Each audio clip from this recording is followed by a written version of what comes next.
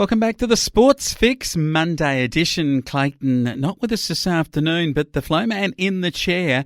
And Courtney this morning in the Breaky Flow, she got stuck into Anthony Mundine in no uncertain terms. Anthony Mundine. Look, he had what is supposed to have been his final fight. I think he had visions of grandeur and, going down in, a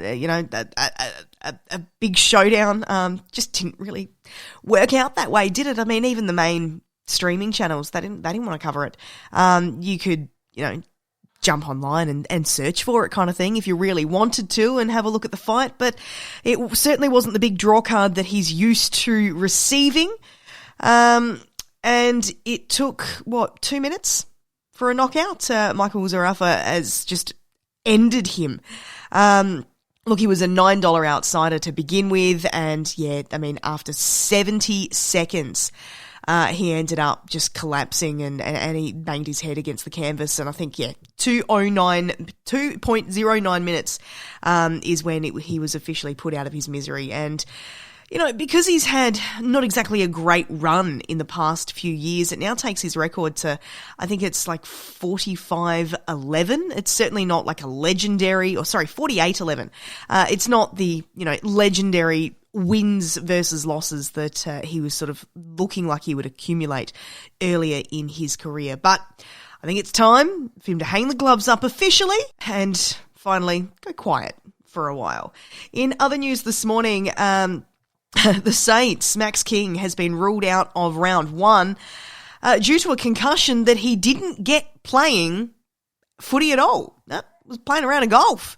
And apparently he was struck in the head by a golf ball on Thursday afternoon. That's nasty. Clearly somebody didn't yell out for when the ball went astray, and he's been knocked in the head. That could do some damage, man. So he's out for at least a week. Hopefully it will be only a week, but it got him right in the temple, which, like I said, it certainly could have spelled disaster. But of course, after the new concussion protocols, players have to spend a minimum of 12 days on the sideline after suffering a concussion.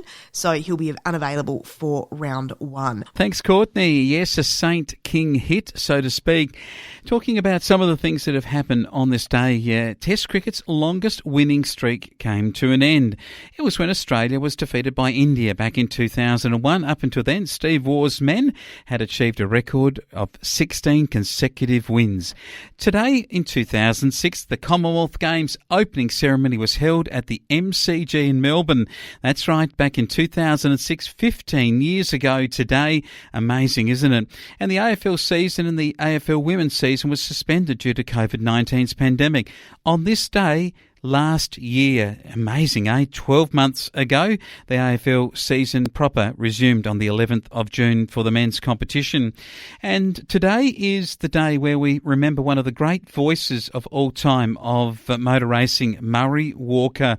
He was said to have said Jenson Button is in the top 10 in 11th position.